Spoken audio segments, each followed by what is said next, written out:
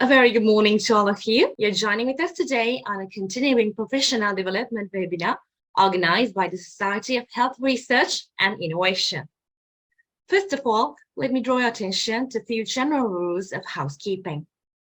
Please be kind enough to mute your microphones and switch off your cameras during the session for uninterrupted broadcast. Please note that the webinar link will be available from 9 a.m. until 9:45 a.m. for joining in, and no late attendees will be entertained thereafter, despite registration to the session. Each attendee should continue attendance until the end of the webinar in order to be awarded with a certificate of participation for CPD points. And the CPD points are strictly adhered to the guidelines of National Continuing Professional Development Certificate. Please note that this is to maintain the standards of the CPD program conducted by the Shri Knowledge Academy. The certificate of participation will be emailed to you in due course on successful participation of the session. Please be kind enough to utilize the chat forum to direct any question you have during the session, and please direct it to the setting of all panelists and attendees. Thank you in advance for the strict adherence to the regulations of continuing professional development and your kind compliance.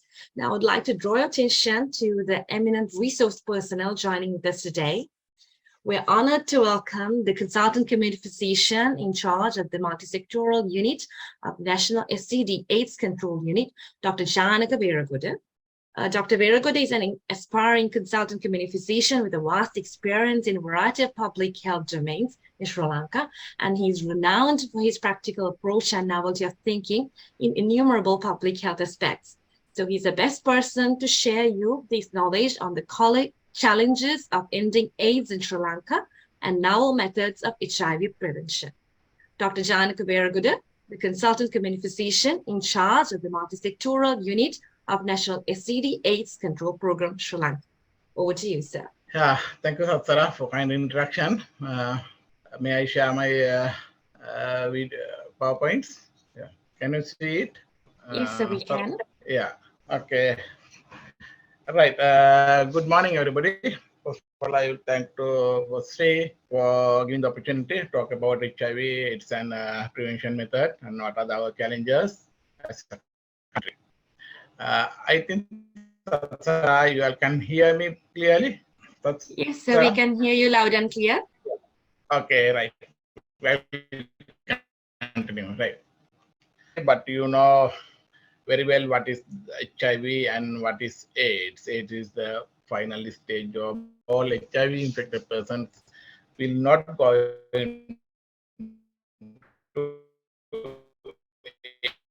AIDS within 8 to 10 years. They might do take treatment because they do take continuously in proper treatment as medical letter. They can have a normal life.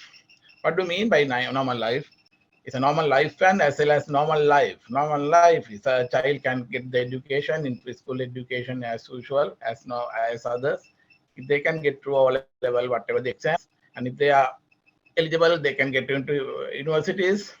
They can get a job. They can get their degrees, and they can get promotions, and like that they can marry, and they can have children with continuous treatment. That means even HIV person, a male person can make a wife pregnant without giving HIV with proper treatment, as well as a lady, HIV infected lady, can deliver a healthy baby without HIV. That is why that is what I mean by normal lifespan as well as normal life, and lifespan also almost equal to a normal person, and as a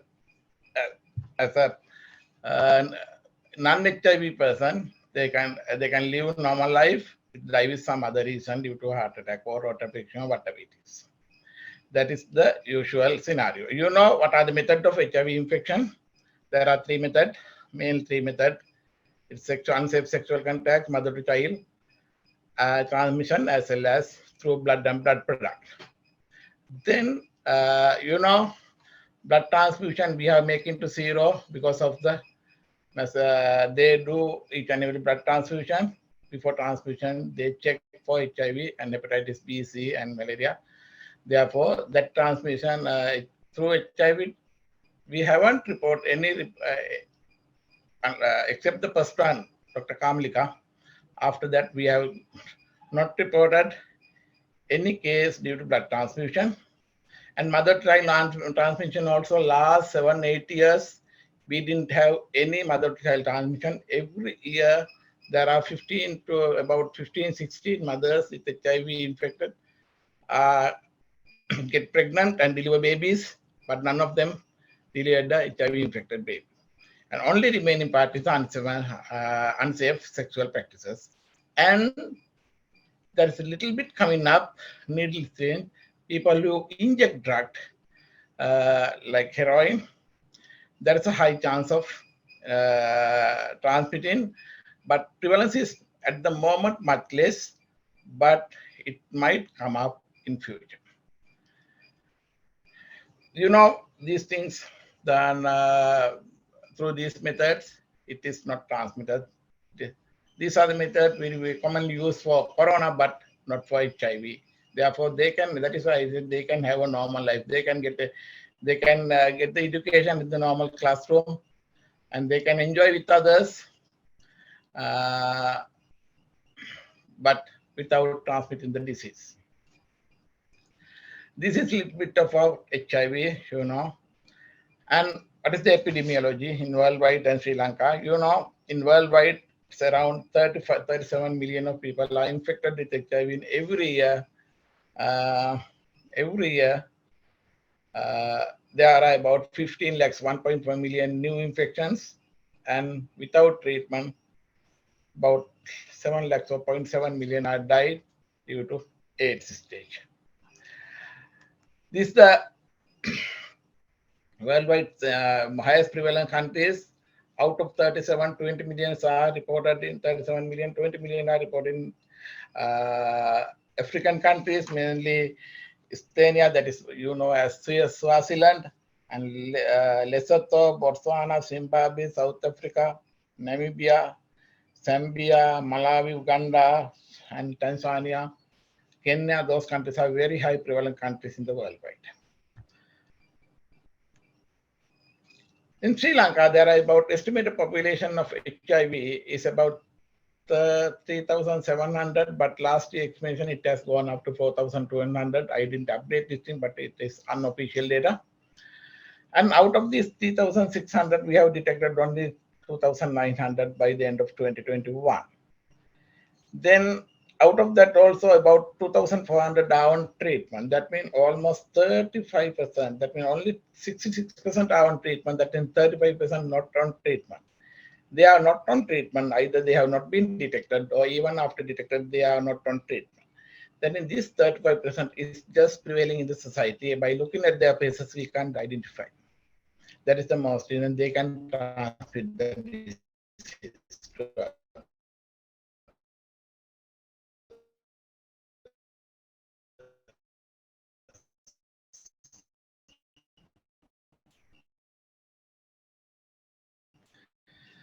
If you see this house, because of Corona, we didn't take much. Again, 411, and last year, for the first time in history, it exceeded 600. Last year, it is almost 608 newly detected cases. And see the male to female ratio. Male to female ratio is earlier at the very beginning of early 90s, and at the beginning of this century, 2020, it's 2 to 1, one female for 2 males. But gradually it has gone up to 5 to 1, and last year it was 7 to 1.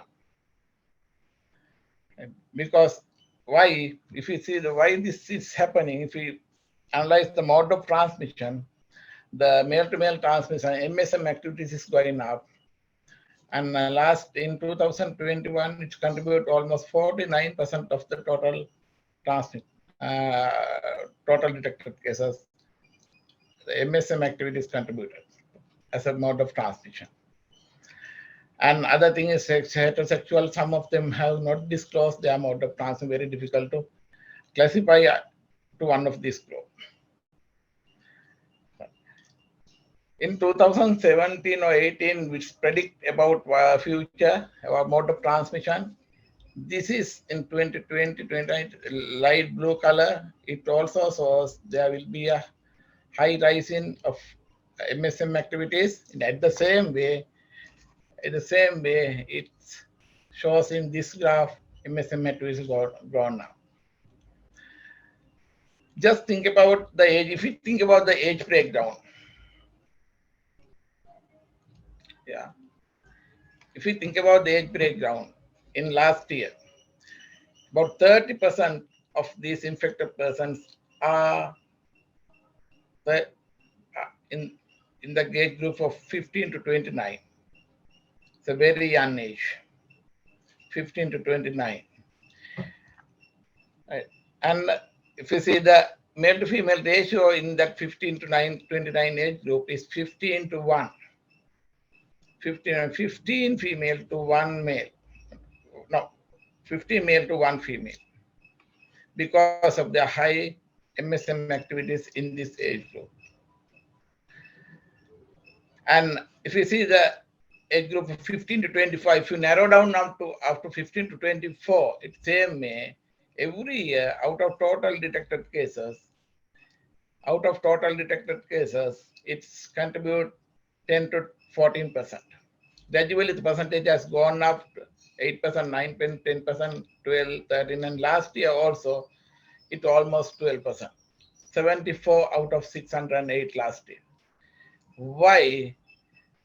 What we have to understand, not only the figure, why these people have got the disease. Nobody is willingly get this disease because they have been not educated about the risk of HIV transmission due to unprotected or unsafe sexual activities. The SRH education is very, very. This is the impact of the poor SRH education in the country. This average age may be 20, 22. These people are very high risky sexual behaviors we see among this group. This is a country scenario. In most of the cases I have reported in Colombo, Gampa, Kalutara district, as in number wise also, and population density wise also, Colombo, Gampa, Uttam, Kalutara, Gaul, we see high density. And what I would say is no districts without HIV. Each and every district there are HIV infected person, as well as in every district we have reported higher number of cases than the previous year from each and every district. That means it is rising. Some people say it is post-COVID bounce because most of the cases were not detected during the COVID period, and now people are coming for testing. Therefore, we detect much more cases than earlier. Maybe we have to see what is happening in 2023 also, the trend. But anyway, it is number of cases detected is going up. And this is the epidemiological situation. Because the time constraint, we will limit to talking about epidemiological situation up to at this level. And ending AIDS, the one topic. What is ending AIDS? Ending AIDS is a real tricky word, but it has been defined in UN Sustainable Development Goals. In number 3 is good health and well-being. Under that, the health component comes there. SDG 3.3, it says include the promise to make member state to achieve the end dates by end of 2030. Our goal is to achieve reaching ending AIDS by 2030. What do you mean by ending AIDS? You know that eradication of polio, measles, elimination of measles. There are some criteria. For example, measles, it says less than 1 case per 100,000, something like that. And fileria less than 500,000, microfilaria rate less than 500,000, something like that. There are criteria. In the same way, UNAIDS, United Nations Joint Committee on AIDS. It's a technical body for the United Nations, UN agency for AIDS. UNAIDS has given a criteria for what is ending AIDS.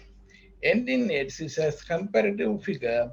We have to reduce the number of new infections by 90% compared to 2010, as we have to reduce age-related deaths by 90% compared to 2010. New infection is a real but not the total number of detected cases. Last year, we found 608 cases. It doesn't mean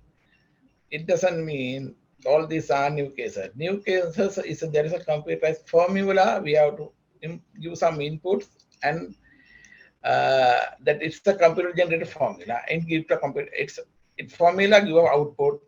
This is the number of new infections. It's considered about the CD for count of all detected cases and so many criteria and country prevalence and many things. Then according to that, we have reduced anyway 90% of new infection compared to 2010 and age-related deaths.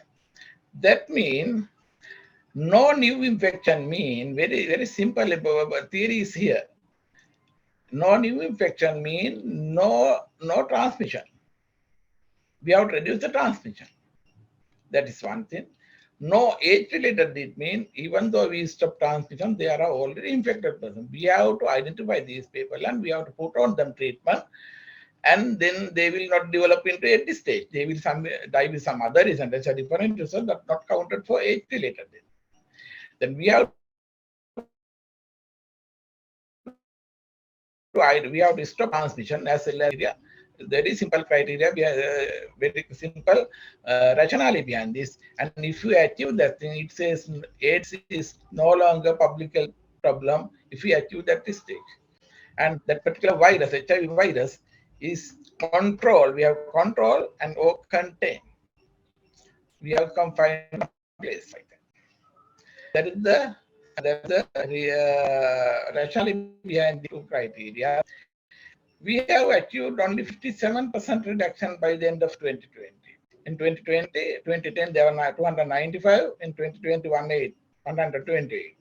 It is more. It's long way to go because this has to go down up to 29, up to 10%. We have to go down because if we want to eliminate 90%. The same way in age-related death. In 2020, 2010, we have found 230, and 2020 it has gone down up to 100. That means it has to reduce. That means we have reduced only 56%. This number has to go up to 23 if we really want to eliminate or reduce by 90%. For this thing, as I told earlier, we have to prevent new infection.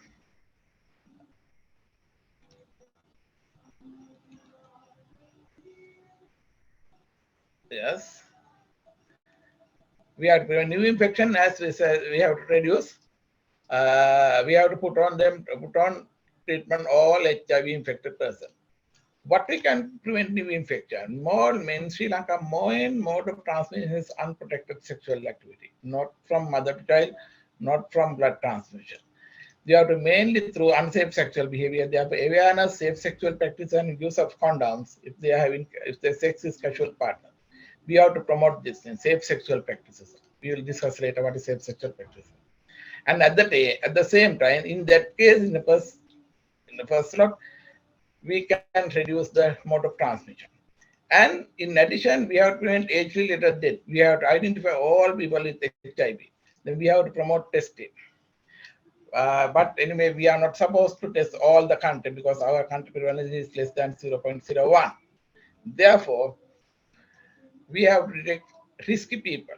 How we can detect risky people? There are some identified group as well as people who have risky behaviors.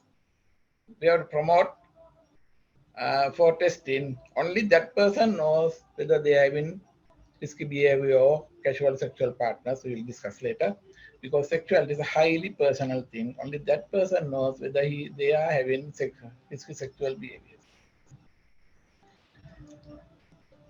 In that case, if we detect, we are promote testing, we can detect new people. We did detect people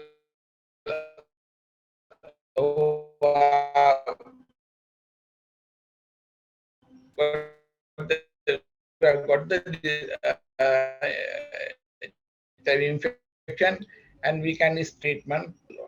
Viral load suppression means it's undetectable viral load.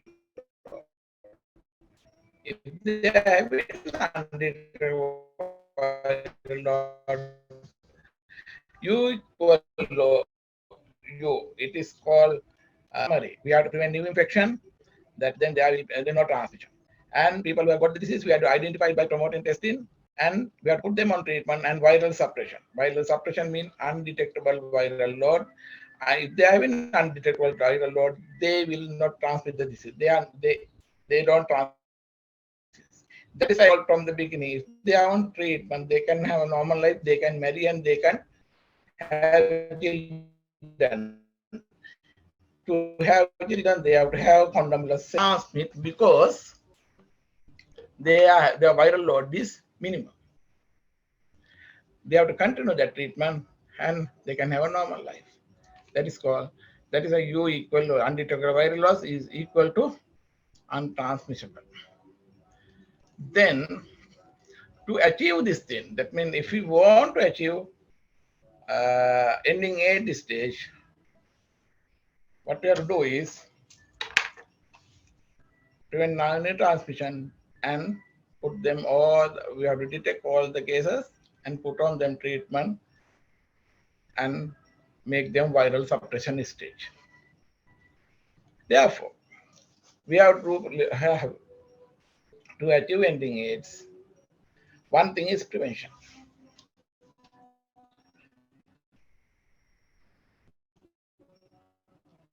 As I said earlier, there are about estimated population at 3.5%. To achieve 90% reduction of new infection as well as age-related death, this is something we are targeting. It's a process indicator, maybe a little bit complicated. To achieve, if we want to go to Katragam, we have to pass through Gol, Matra, Mantra like. Here,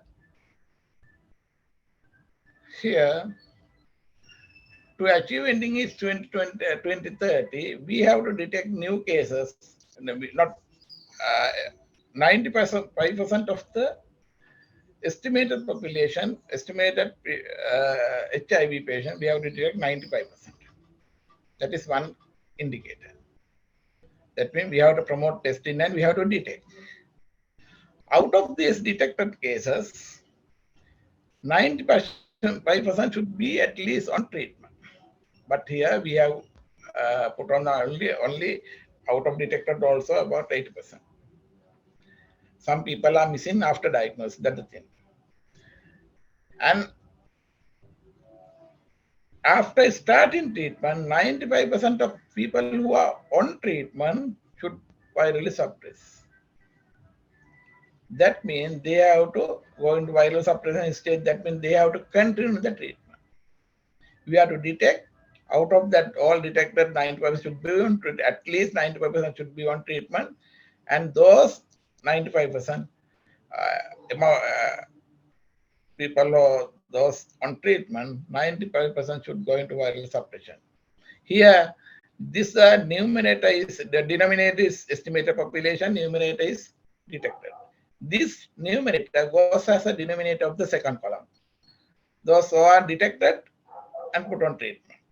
And here numerator goes as a denominator here, viral suppression. That here called moving denominator. It is not a fixed denominator. Moving denominator, moving from here to here. Here numerator goes as a denominator here. It's a moving denominator. This is a process indicator to achieve ending AIDS.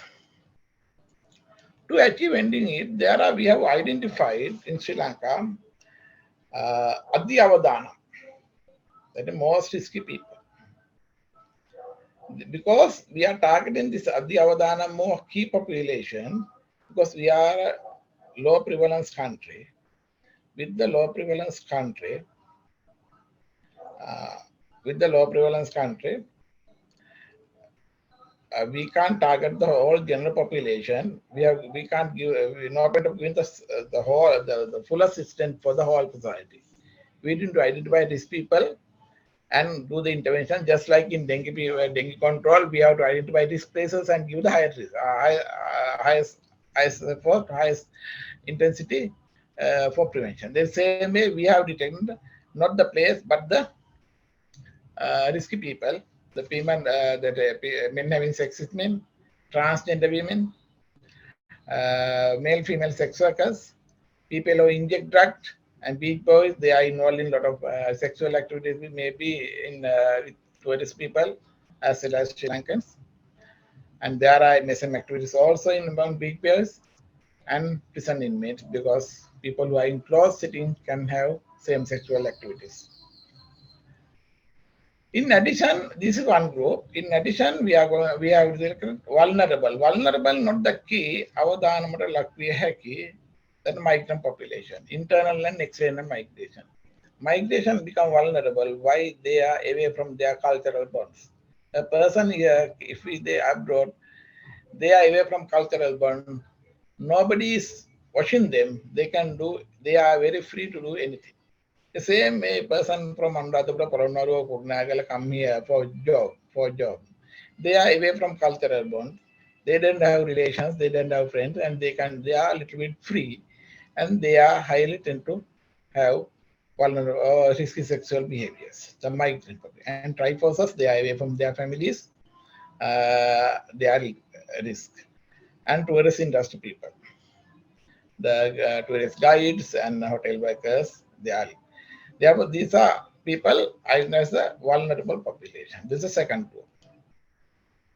Sorry. The other group is general population.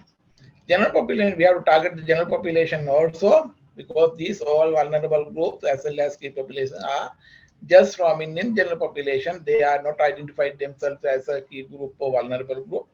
We have to identify general population as well as young population. We are targeting special attention for young population because they are becoming a highly vulnerable at the moment. You saw figures earlier what is happening in among young people, especially 15 to 29. 30% of detected cases are belong to that group. Maybe our friend, our son or daughter or relation or brother or sister, whatever it is. Therefore, this group is very important. And to address them, we have to address the general population. Therefore, we are addressing the key population, we are addressing general population, vulnerable population, as well as we are addressing general population. Right. In Sri Lanka, because of, as I told earlier, prevalence is less, and most of the population are targeted on key population group. Who are these? Because these key population groups, MSM people, transgender, female sex workers, and people who inject drugs, these are they are facing a lot of social issues, subject to violence, human rights issues, cultural barriers, and they are a little bit reluctant to go for legal assistance, and they are trying to hide from the society. Thus, even the help people is difficult to reach them. For example, MSM people, uh, police in Sri Lankan economic law, MSM itself doesn't give a illegal, but penal code 365, 365K, these some acts, they misinterpret it. Their explanation is vague, just not clearly say whether legal or illegal. Therefore, police people can misinterpret, and they are subject to various violence and discrimination. Female sex workers, or even though just because of female sex workers, nobody is having a right to rape them. If they are faced with that type of situation, they are a little bit reluctant to go for legal aspect because they are not treated well. In transgender also same. transgender, especially transgender females, they are harassed by society as well as police and other legal environments. They are a little bit reluctant to go there.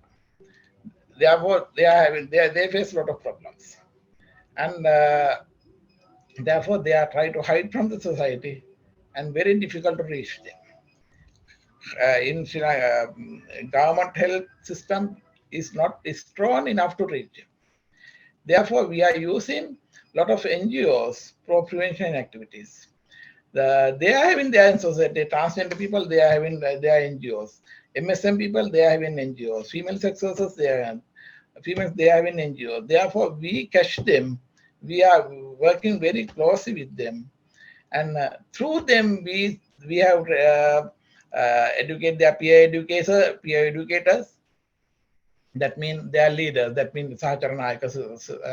That means we catch them, few people of them, and we educate them and ask them to go and disseminate the message to their peers, because they know their network. They are having their network very easily. They can disseminate their message. What they are promoting safe sexual practices and promotion of condoms, and encouraging promotion for testing, and they escort for testing. Sometimes they bring to the health system for testing, or sometimes these peer educators are trained. Some outreach workers, the people who work in the society, in the field, they have been trained for rapid testing. Rapid testing is a finger prick one. They have been trained, not the health person, non-health persons have been trained, and they do the testing. And if they found positive, they refer them. Those things, a lot of activities we carry out for with the support of Global Fund to educate these key population groups. And also they distribute condoms and lubricants for MSM activities, because there are a lot of there are high risk sexual behaviors. They distribute these condoms and lubricants also. Therefore, we are using the maximum of these NGOs, CBOs for each and every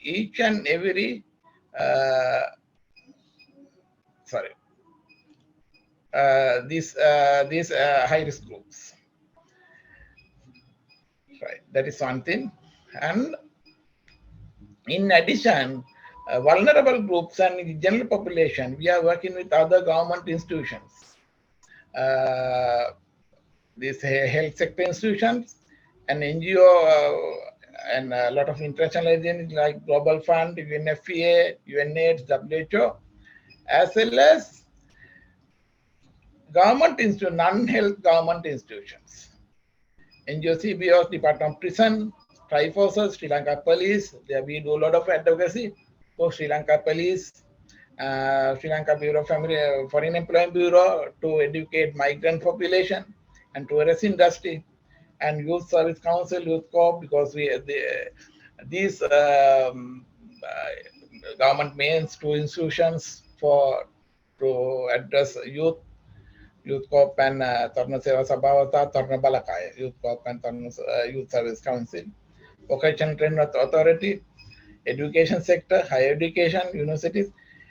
Some collaborations are very strong, but sometimes not so strong. But anyway, we have to deal with them to address these vulnerable populations and the general population, including you. Right. Then, for effective prevention action, we are targeting general population, vulnerable population, and key population. Whatever we do for effective prevention program,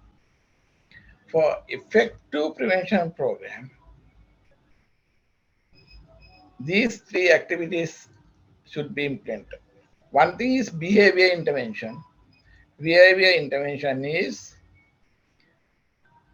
through awareness and promoting safe sexual practices and condom use.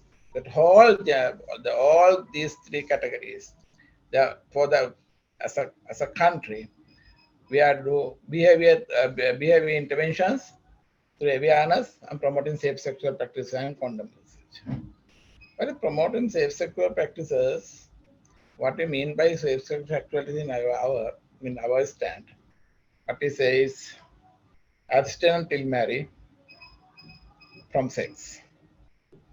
Abstain from sex till marry, because if you're having a sex before marriage, definitely he or she is a casual partner. Don't forget, casual partners are having many more casual partners other than you. That is something. Therefore, abstain from sex till marry, and after marry, the mutual faithfulness. Not only the husband, the both parties, or not only the wife, the both parties should be mutually faithfulness, having sex with only that partner.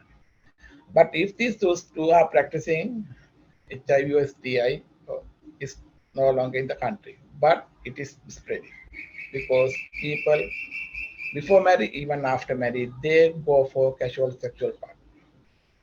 What we promote is if we go for casual sexual partner, we are advising A and B, abstinent and be faithful. If you are going for a casual sexual partner, definitely you have to wear a condom because there is a risk of HIV and other STIs. That, that is a behavior intervention. And biomedical intervention is testing. We have to promote testing, pre-exposure prophylaxis, prophylaxis. We will talk later. And the structural intervention is whatever we talk in first and two, verse one and two. Uh, we have to implant, we have to implement in the country. As a country, there should be massive, that means supportive environment or conducive environment for prevention of HIV. Awareness activities, condom availability should be there.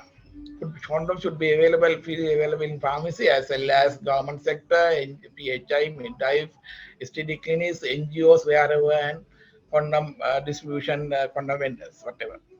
It should be freely available. Otherwise, if they can't reach a condom, no point of advising how to wear, because as a promotion, we have to create a supportive environment. As well as testing facilities should be available. That is why we are promoting self-test, or I will tell later. Testing facilities through NGOs and through health system. And treatment and care facilities should be there. And there are about 41 STD clinics and 20 now HIV treatment centers in the country, representing all the districts. And these things should be strengthened to create a supportive environment. Other thing is stigma and SND, avoiding stigma and discrimination. Stigma and discrimination. PLHI and other families and transgender and MSN. Not only HIV infected person, their families should be not be stigmatized or discriminated. You know, about few years back, what happened in Kuliapeta, the child was chased away from the school because of the mother or father, really father, but the HIV infected person. Because people doesn't know uh,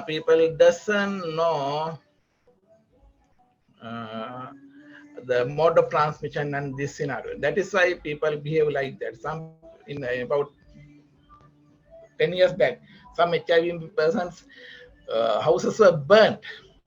If it is happening, nobody is coming for testing, and they might think better to die with AIDS rather than disclosing society uh, as HIV infected person, because if there are a lot of stigma and discrimination. Therefore, whatever the privileges we entertain in the country should be available for them also. All PLHIV people living with HIV. HIV infected persons as well as their families, and transgender MSM and female sex workers. They are also human beings or having all the privileges in the country. There should not be any discrimination when or stigma when for them in the country. And if there are legal matters, as I said, there are some legal barriers, Veterans Ordinance and Brothel Ordinance, that means Father Ajna Panasa, Ganika Nivasa Ajna Panasa. There are some sentences people misinterpret, especially police people. And the above mentioned people are harassed. And Vagrants and Penal Code 365 can be Dandani Sankraya Tunsi Hatapa E Vaganti.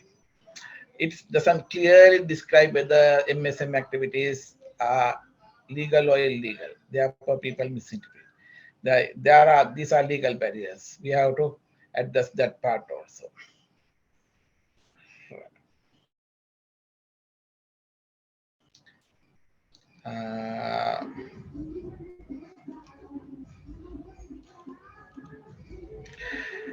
These are the conventional methods, that ABC, behavior intervention, biomedical intervention structure. There are new methods also we have to address. There are novel methods. The novel method, the pre-exposure prophylaxis and post-exposure prophylaxis. Pre-exposure and this medication are taken HIV non-infected person, not HIV infected person, non-infected person, pre-exposure prophylaxis and post-exposure prophylaxis are there. Pre-exposure prophylaxis is not a new thing. Because these pre-exposure and post-exposure prophylaxis has been, especially pre-exposure prophylaxis has been introduced. There are some people who have a risky behavior, they don't wear condoms. Whatever we told, that is a world trend. That is why pre-exposure prophylaxis has been introduced, as well as post-exposure prophylaxis has been introduced, because there are some very difficult to change their behaviors. Whatever we told, they don't wear condoms. The pre-exposure prophylaxis is for people who are having sexual risky sexual behaviors and not using condoms. And there are two methods of pre-exposure prophylaxis. Is not a new thing in the health, because even leptospirosis you give doxycycline pre-exposure prophylaxis. Early, about few years back, for all pregnant mothers were given malaria weekly treatment, malaria certificate for all pregnant mothers, just like same thing, pre-exposure prophylaxis. Uh, that means there are two types of pre-exposure prophylaxis: event-driven and daily prep. Event-driven means if somebody is planning to have a sex, for example, tomorrow, but that person is doubt about the partner's HIV status, then they have to, for that particular event, they can start pre-exposure prophylaxis. Initially, under 24 hours before the event, you have to take 2 tablets, and from that, in 24 hours, 1 tablet, and after the following day also, in after 24 hours of the second dose, we are given another 1 tablet, 2 to 1 regime. But mind you, this pre-exposure prophylaxis is the does not prevent other STIs or syphilis, gonorrhea, herpes, it doesn't prevent. We have to educate everything. And other thing is, usually we promote this thing for risky people, that means people who do MSM activities or transgender people, not a general population usually, because it is introduced after advocacy, after do many awareness about the risk and benefit of pre-exposure prophylaxis, the PrEP. Right? If the person, then people who daily prep, that means continuously they are having risky behavior, they have to take daily prep, and if they want to stop, that means they are stopped, if they are going to stop their risky sexual behaviors. For MSM people, what they continue after, they have to continue another 7 days after stopping their risky behaviors. For transgender people, they have to continue 28 days after stopping their risky behaviors. These are the risks we just know about. There are something called pre-exposure prophylaxis. And post-exposure prophylaxis is after exposure to HIV risk of HIV. There are two types actually. You also expose in as occupational needle prick injury. That also PrEP. That is a occupational PrEP of occupational exposure. Another one, non-occupational mean sexual exposure. There are, whatever you do, use the antiviral medication to prevent HIV in an HIV negative person who has had specific high risk of exposure. They have been exposed to non-infected person has exposed to HIV, and post-exposure should be initiated. The mind would be test to initiate within 72 hours, at least within, right? Definitely, they have to start within 72 hours and they have to continue 28 days. Within 3 days, that means 72 hours of exposure, they have to start and continue for 28 days. Uh, these are the things that is given for those possible exposure following sexual sex, following needless injury, and needle sharing, people who inject drugs, and sexual assault also, people who have been subject to sexual assault also. We start post-exposure prophylaxis. But I know these things, post-exposure prophylaxis is started after the risk assessment. Not all exposures we start. Right? We will discuss this thing. Needless injury. It's a very important for you all in health professions. Why do you get in maybe accident, but lack of training, working long working hours, recapping of needle, you are trying to recap the needle, and without you using gloves, you can get prick. If you are using the gloves, your risk is reduced by 50%. Your risk is reduced by 50%. There are wound management, assessment, counseling, prescription, and there are so many steps you just go through. And we will proper wound management, just wash with soap and water, and there must be a documentation, and inform to the STD clinic as soon as possible, and send a blood sample. There are methods of sending blood sample, at least 5 cc blood in a plain tube, not penicillin bottles, in a plain tube. You have to get a blood sample from an index person, and the subject who got the prick has to go to the STD clinic with the blood sample from the index person and get a proper history of index person also, whether they are having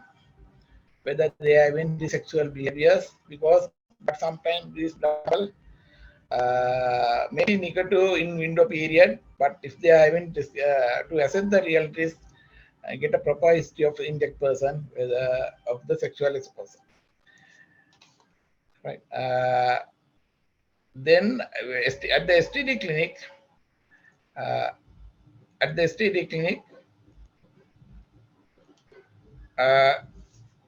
they will assess the risk and start post-exposure prophylaxis. Even in pregnancy, at the STD clinic, they do assessment, counseling, prescription, and follow-up. These things I don't want to go in detail. But mind you, even in pregnancy, you have to start pre-exposure prophylaxis, because in pregnancy we give antiretroviral for infected person. Therefore, no risk of getting, no risk of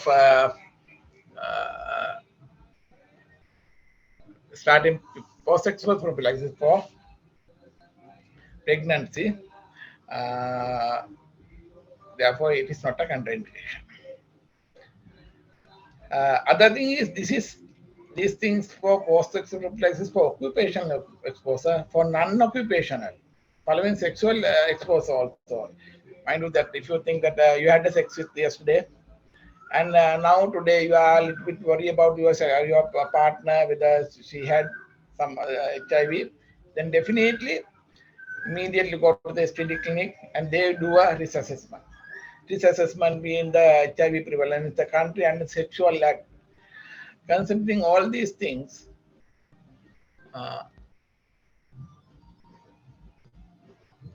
considering all these sexual act and the prevalence of the country, they will assess whether you are really eligible for post-exposure prophylaxis. Sexual act mean what type of sexual act you had. It's anal intercourse, that is the most dangerous sexual act. Most it's 1 in 20. Anal sex with ejaculation is anal sex without ejaculation. Whether it is insert or you subject to insert to anal console, receive to anal cancer. Receive to anal cause is more risky than the insert to anal cancer. You know what's the difference between insert to and insert. The oral sex also receive to oral intercourse or insert to oral intercourse. Whether it is the ejaculation and this is a worldwide risk assessment is there. Considering that thing and the country prevalence and the risk of the partner, whether he is going to key population or as a normal person, considering all these things, they will assess and after assessing, they will start treatment. These are some figures asked here also. This is non-occupational and pink color is non-occupational. That means sexual exposure. This blue color non-occupational number and we started treatment. But none of them finally become HIV so far in occupational and non-occupational, non-occupational and sexual. Pepsi, it is called Pepsi, post-sexual prophylaxis after sexual exposure. It is called Pepsi and PEP, occupational. Especially Pepsi, that means post-sexual prophylaxis, they assess the risk and start treatment.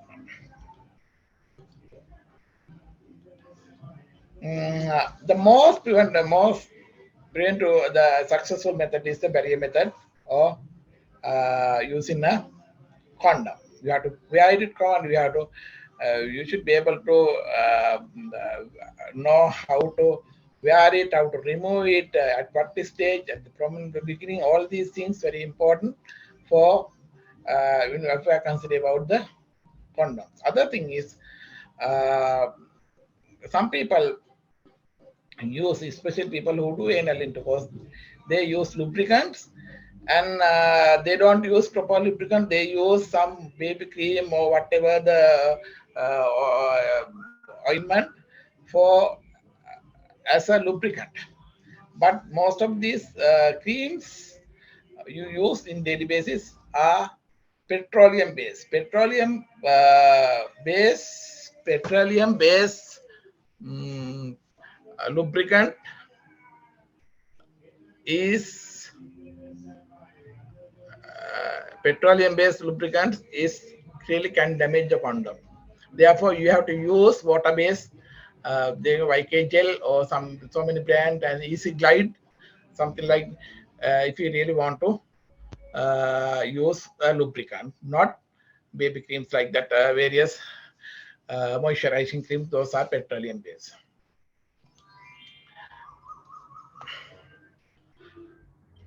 And if other thing is, even while you are having sex, if ruptured or condom slip off, what you should do? People get ruptured condoms, if especially when they use a double condom, it should not be done. Double condom really rupture one or slip off. You have to wear only one condom per time per session. Not the same condom for oral sex and vaginal sex. You have to change the condom.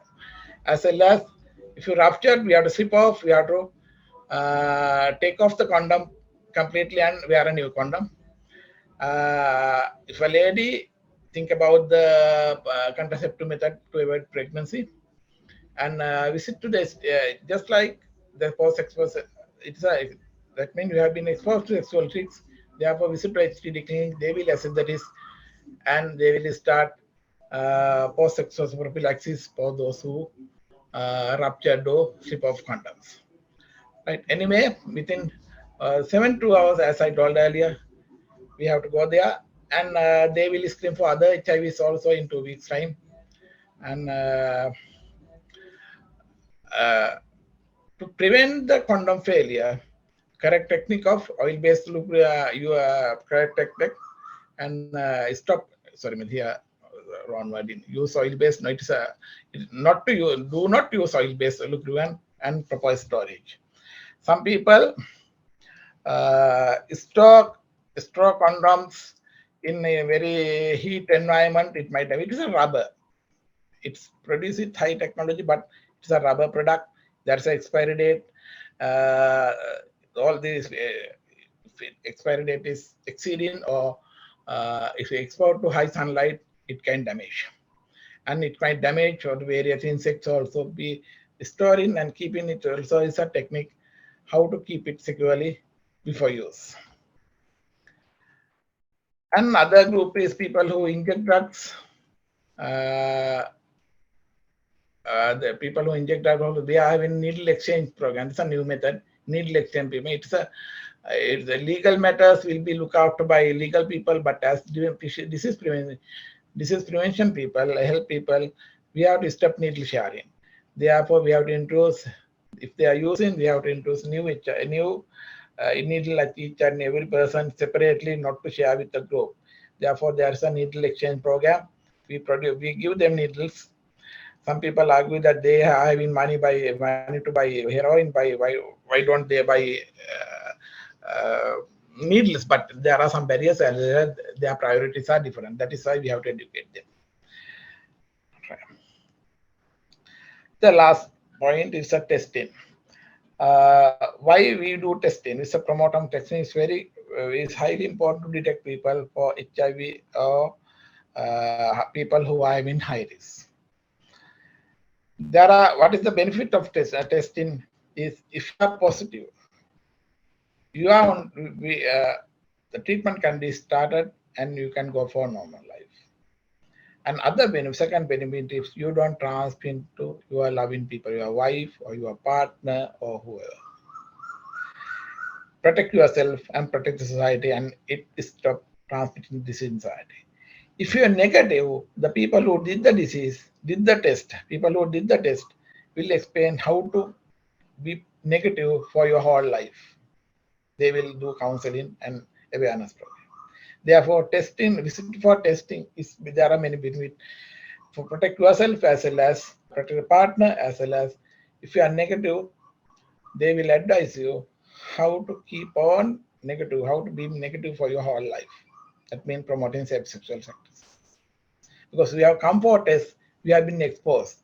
Exposed means we have done the casual sex without a condom. That is why you have come here. Even though this time negative, next time maybe you might get positive. Then how to prevent it? They will explain. There are many methods of testing. ELISA method, you have to take blood from the as you take normal blood sample, and maybe a finger prick, just like you do blood sugar. And there are new method of self-testing also. It is a self-testing in you have to do by yourself. The oral based self-testing also two type, blood based and oral based, but we are at the moment in Sri Lanka we are having oral based. You have to use it's a small stick. You have to. I will show a small video clip, about 4-minute video clip at the end of this thing. And using that thing, so you have to go through, touch it through, not the saliva, but the buccal mucosa. Take a round in the oral cavity, slide in along the buccal mucosa, and in 20 minutes, you might get the result, just like HIV, just like antigen test or urine HCG test. One line is negative, two line is positive. It is available in the country, and we are people they can ask in online also. We courier them without. It's a completely free of charge. Even courier charges we don't take, and it is available in all the STD clinics as well as some NGOs also. We have distributed free of charge. We are promoting because people get done self test because they had some risky behaviors. In our STD campaign, also in security, we have kept stock of self-test. People come and treat. Why they do it? Because they are having risky behaviors. In addition, these are some photos we targeted for MSM people. As I told, we have targeted MSM, vulnerable population, general population. This female sex workers, these MSM people, we do a lot of awareness and campaigns. You know, nowadays HIV prevalence is much less in female sex workers because they don't allow to have sex without condom. We have been well educated. With the economic crisis, but if they are offered more money, sometimes they might allow, but they have been empowered. And prison also, we do a lot of activities using transgender, a lot of resource persons in prison activities, and there are certificate. for prison young offenders also. Once they release from the society, release from the prison, when they go to society, they have to have a better life. So they are encouraged to life skill for young offenders also. In addition, police people also, we do a lot of advocacy to how to prevent stigma and discrimination, and to prevent misinterpretation of the legal acts in the country.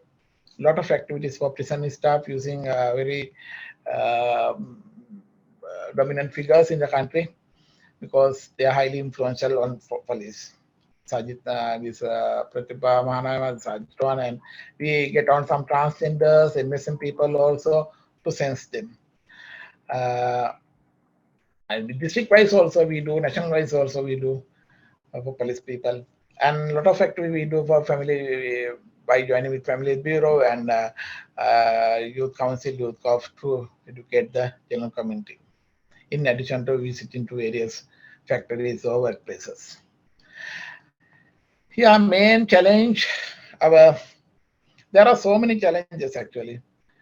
You might get 101, but one challenge of ending it is the increasing trend of high sexual behaviors in the country. Change in the social norm, the free sex become very common and easy to find out partner through online approaches. There are many apps, MSMS, lesbian apps, heterosexual, so many things. And free sex is very common. And CSE, comprehensive sexual education, not happening properly at proper age. That is why a lot of people get infected in around very young age.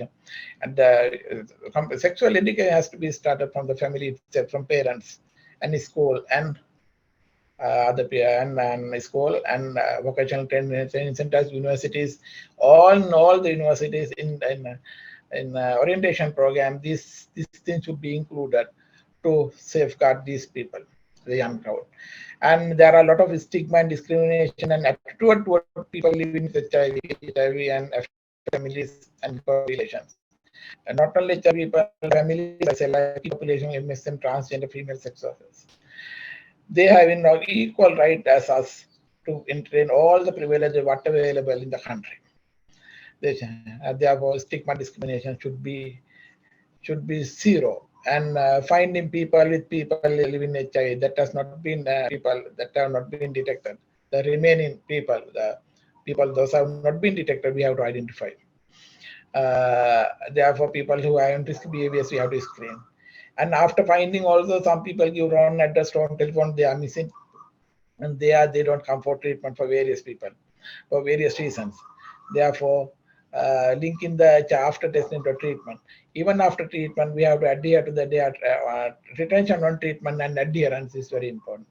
As financial support, when the Global Fund is doing the major role in supporting NGOs for carry out their support, they fund through us, Family Planning Association, other government organizations, and non-government organization association, other non-government organizations and community-based organizations, civil society organizations. They have financial and technical system. When the global fund ends in 2028, it may be a problem. And current economic crisis, government also doesn't priority for condoms.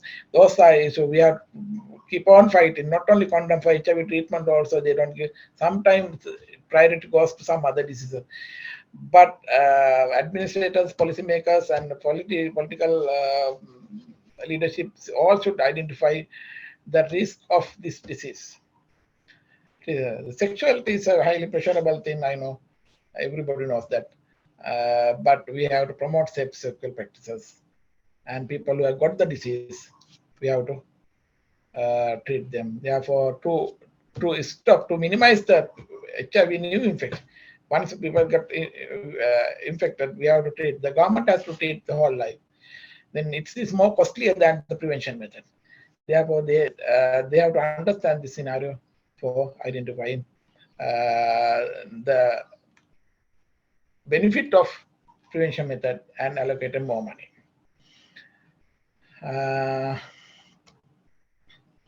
Therefore, the last two slides, then everybody please disseminate this free of charge service provided by the country provided by Health Ministry, and we are maintaining confidentiality. No stigma, no discrimination. There are many STD clinics in the country, and if there are high risk of sexual behaviors, direct them for testing to get down status, to get know the eye status statement with the A positive negative, and keep on them antiretroviral treatment, and they can stay healthy that and prevent transmission to others. These things, treatment as well as prevention, goes in hand to hand for ending AIDS. And uh, this website, know for sure website. If you not, you can if you visit to knowforsure.lk website, it's an app. You can there is a few questions asked, then they can you can identify your own risk, and through this phone number, it's not 7163799192, you can ask for self testing and other information through this number also. Please disseminate this message to your non-medical friends as well as medical crowd, and whoever you know, wherever you go, when you do a healthy speech, if you happen to talk about this thing, please touch on these things. Right. Thank you very much for your kind participation, and thanks for the stay for organizing this thing. Thank you. If you have any questions, we can go for that thing. Okay, that's all from my side. Yeah. Right, Tatsara, what to you?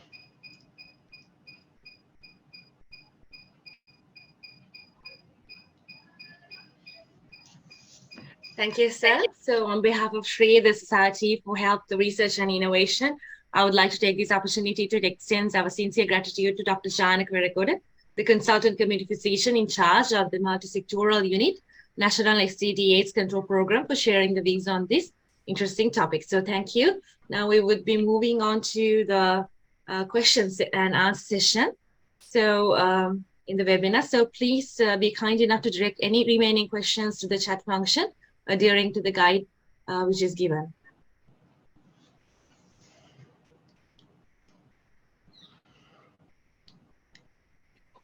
So I would like to select a question which has been sent to us earlier in the to the section the session, sir.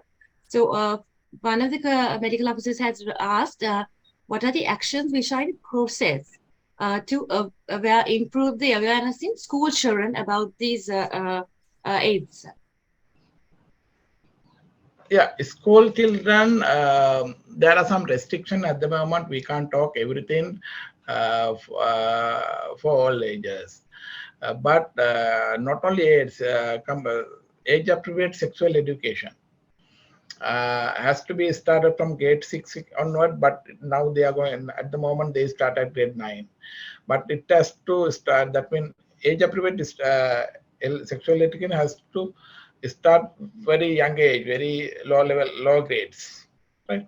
Then grade 5, 6, 7, and age appropriate, then they can talk the whole contraceptive method, condom, everything, at particularly at least at grade 9 and 10, because after 10, there are many school dropouts.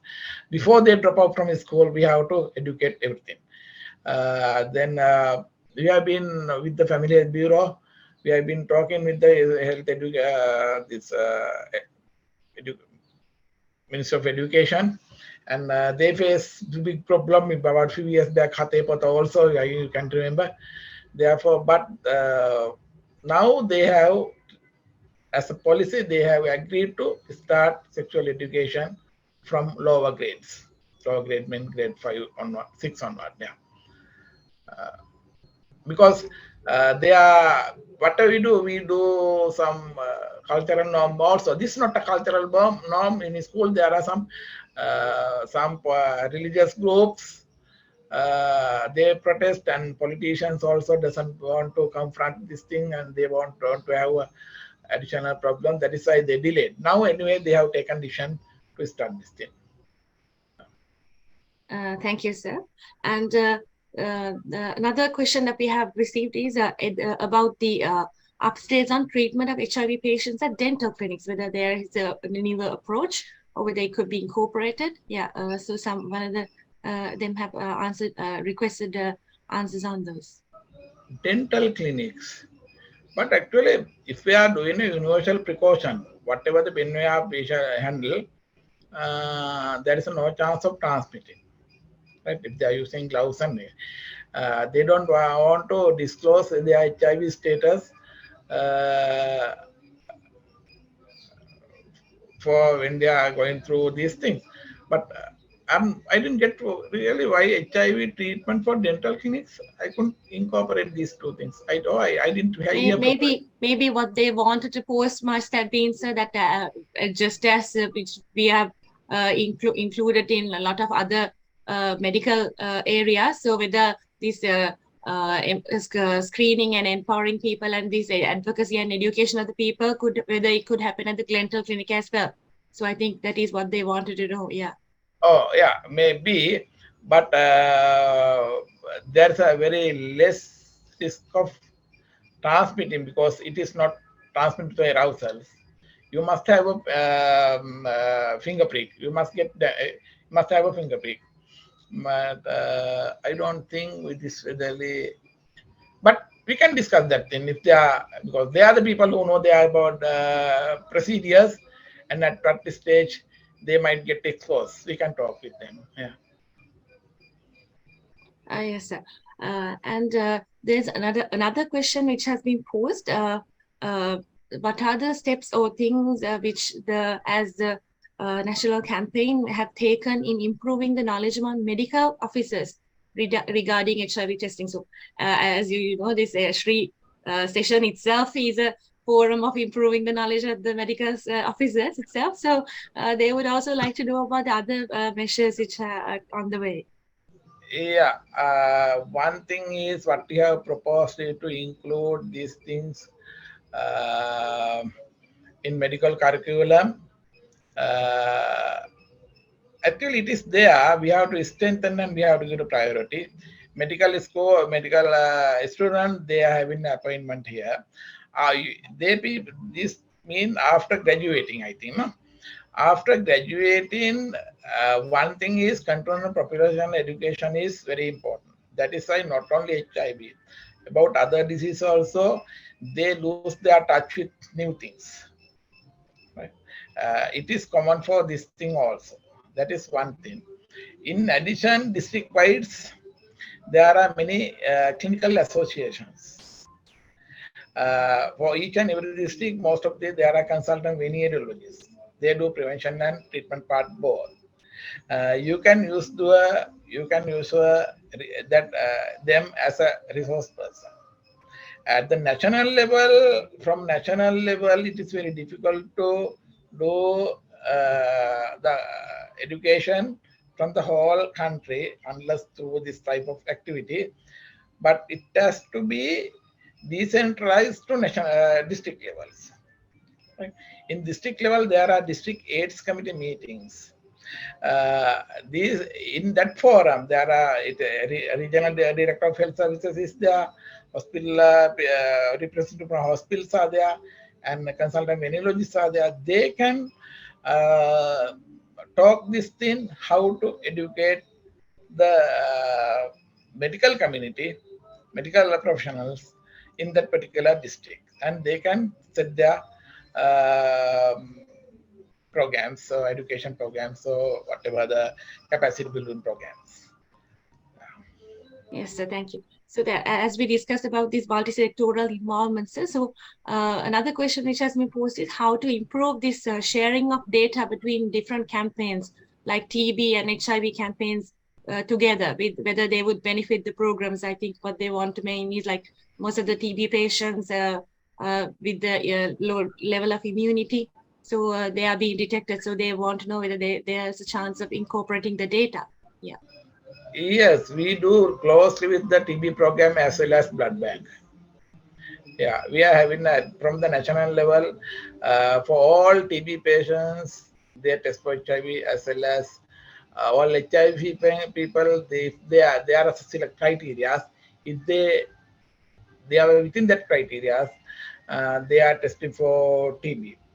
It's mandatory, and we follow and we share data, and we closely work with the national TB program, as well as I think in district wise also district STD clinic as well as district TB program.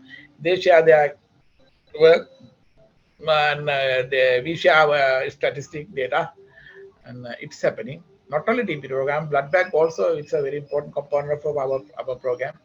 We closely work with them, work with them. Yes.